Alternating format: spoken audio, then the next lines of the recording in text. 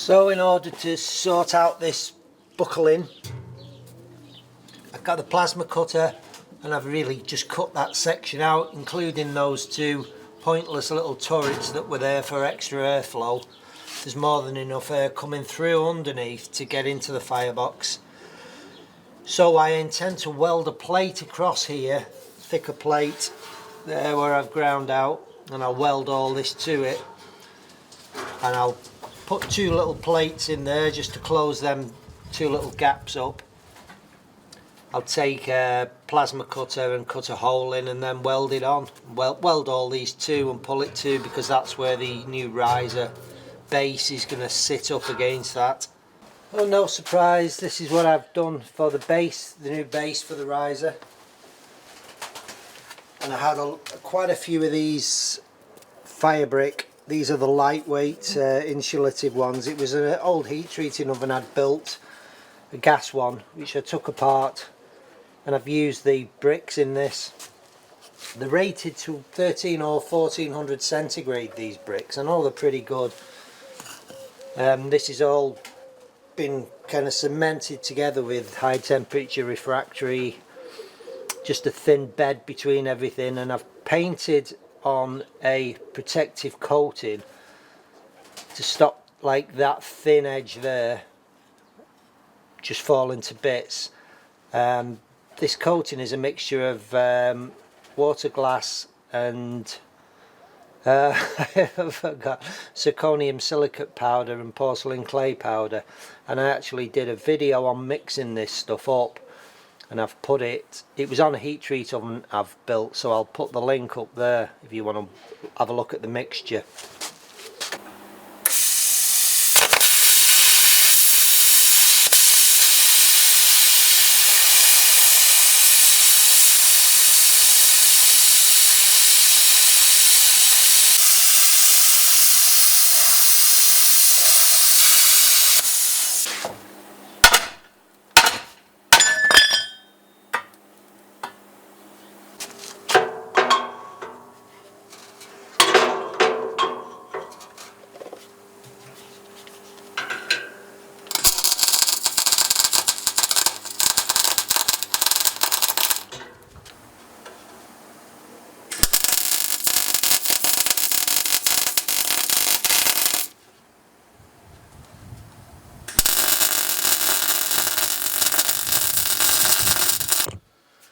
So there's my new plate welded on. Pretty substantial. I've done a full weld all the way around, and I've also welded the original old plate to the back of this. Just got inside and ran a MIG up around that as well. So basically now that is ready for fitting back again. And I've made this stainless steel connector pipe, which has got kind of two dog legs in, so it'll take it into there, and then I'm going to connect the original stainless corrugated flue to that end. Take it along the workshop and up out the roof. I've cut a hole in the roof today as well, so that the flue can get outside. It's ground control to Major Tom. The rocket stove is finally done. Bolt it back together as before, but new thicker plate on the back to stop the buckling.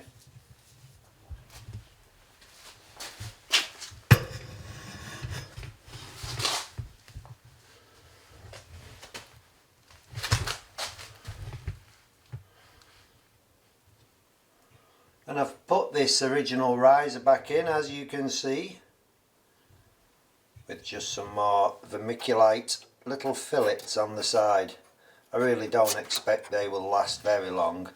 In the meantime, whilst this is operational, I may cast an actual riser tube to drop onto the new base.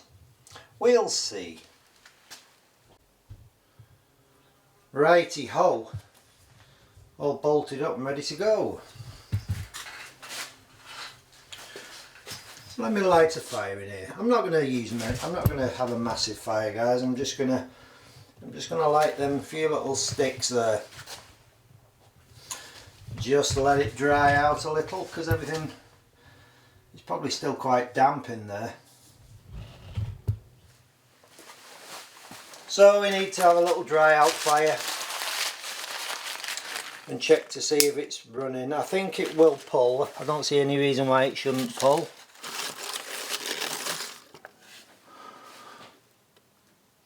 That looks okay.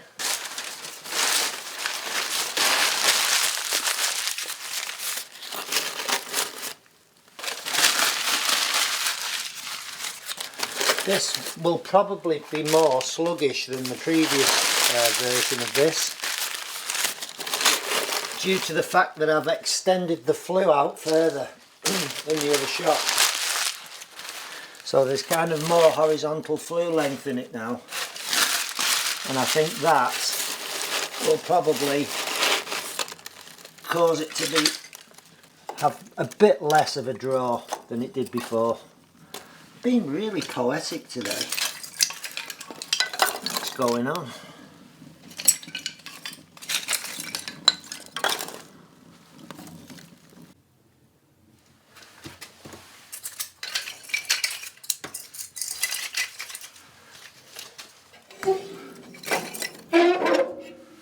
In a way, I kind of don't mind really if it has slowed down the burn, because it means I'll get more heat out the fuel. It's not racing through the stove and through the flue.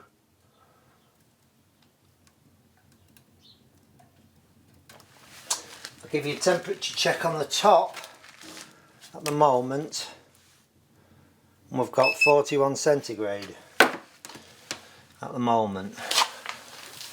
Let's see what sort of heat these sticks can produce on the exchanger body.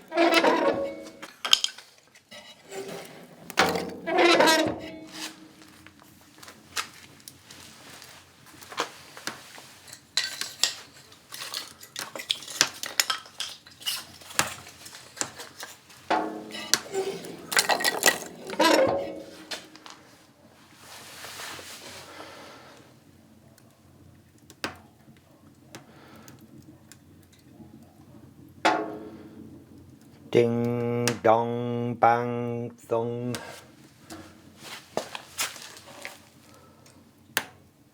I'll tell you what, I'll show you down into the riser whilst I still can.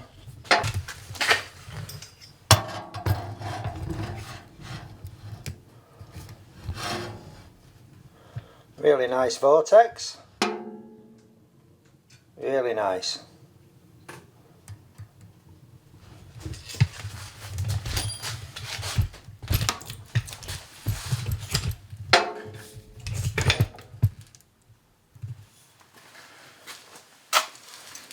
Yeah, by all the clanging. We're now up to 55 centigrade.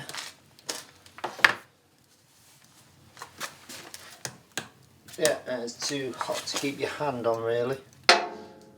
Another ding is another degree. Probably another 5.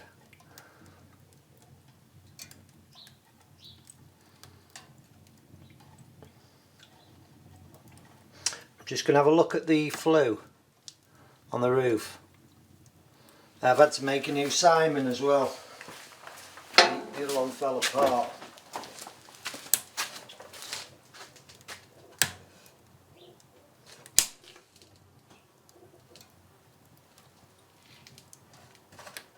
Yeah, we're just producing condensation, no smoke.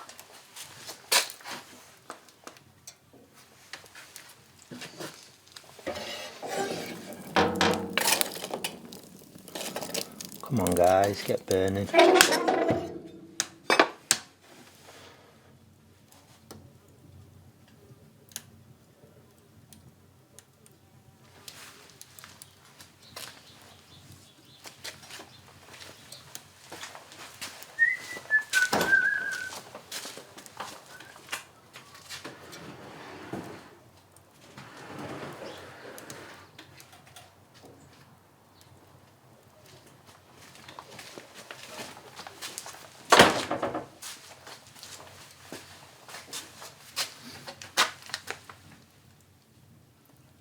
One thing I do know, the inlet for this stove, the air supply, is now coming in from the forging room, and that is now a completely enclosed space. So I now need to put a turn on the air inlet to bring the air in from the outside again.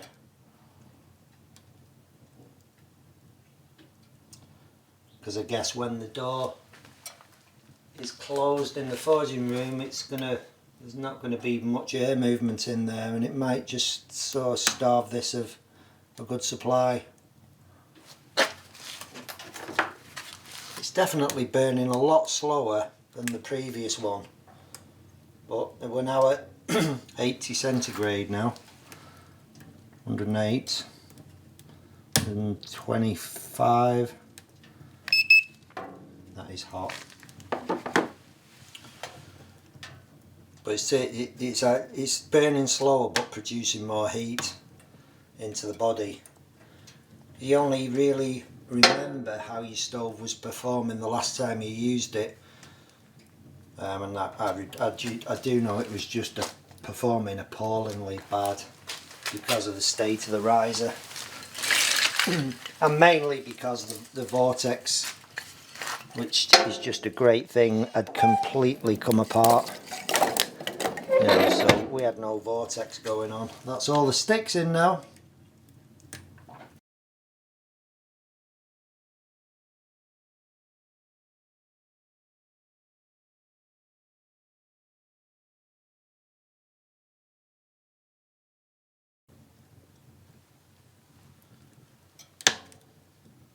Top's a little bit cooler, but it's trying to fight the big old saw blade welded underneath, I think. I'll be taking most of the heat, most of the rising heat at the moment. So the heat's being transferred more onto the side of the stove really. You can see that rising now.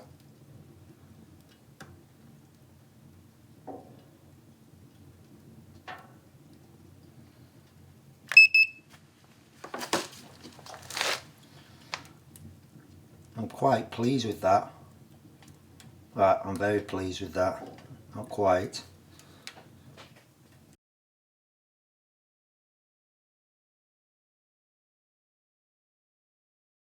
I don't know if you can see that or not, but it's at 173 now. And what I'll do is I'll come back once these last batch of sticks go in and actually all start burning and we're getting the heat out of them. I'll come back and I'll show you what temperature we've achieved. We'll also go into the forging room and check the flue temperature in there, I think. You can hear the body of this stove now clanging away. It's really starting to climb. 182, 192,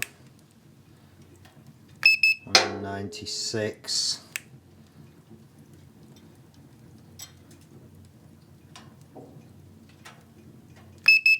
204.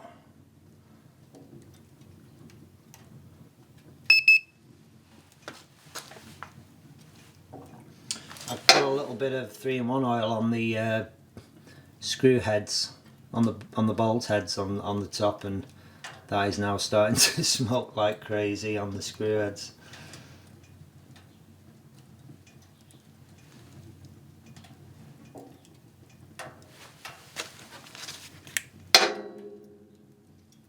$217, 220,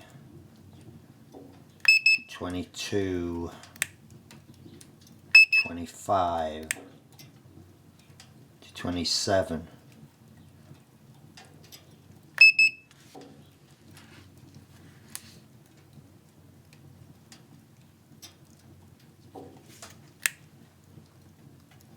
232, 34. It's just going crazy, this at the top, the temperature.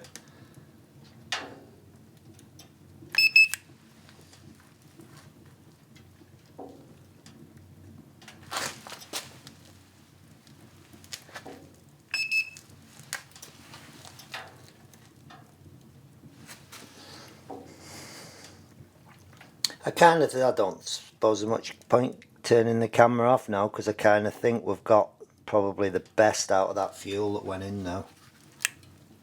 What's it got? What's it took me to? 241 cent. Hang on, at the top there. It's took me to 241.4 centigrade, which is 468 Fahrenheit. And it is now hot in here. It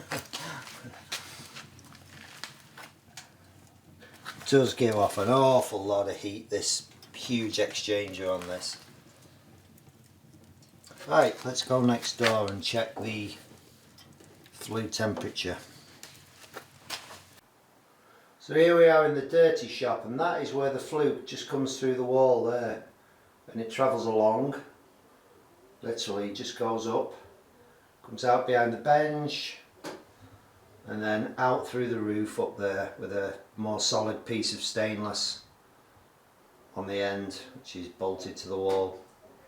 Now I found when I took this flue apart, this flexible corrugated flue, that it actually had millions of tiny little pinholes in it, and I think that's wear and tear.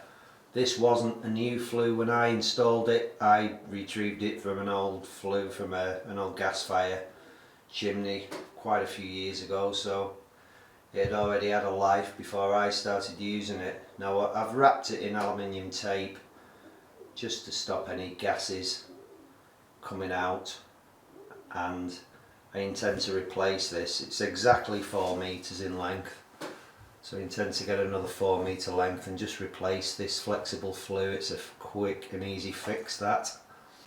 The other thing is my little surface grinder is now fitted with a new magnetic chuck and a new belt, and I will show you that working in another video this week possibly.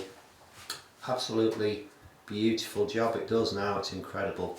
I've also fitted a misting, a little mister there to put some, it actually just spits a tiny little bit of water onto the steel as it's being cut, keeps it cool, and that does a great job. We've got 40 centigrade on the bottom of the flue, 47 on the top of the flue, and the pipe going out is at 38 centigrade, 102 Fahrenheit.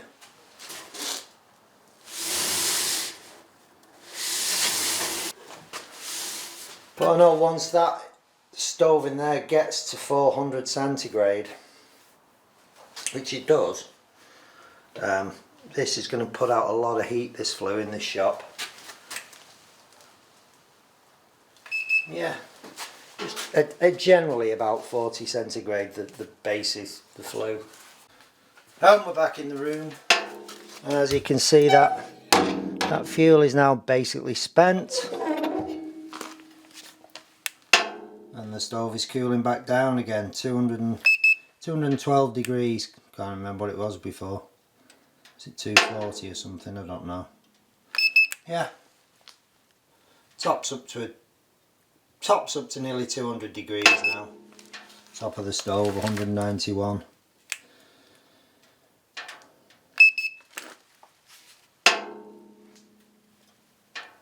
Yeah, very successful. And I've only just, I've dragged my feet doing this a bit. I've been busy with other projects, but I'm just finally glad that I've got this thing back together and I've got it working just in time, because autumn's here, the nights are getting cold and damp, and I can keep the shop dry, rust free and warm whilst I'm working in here.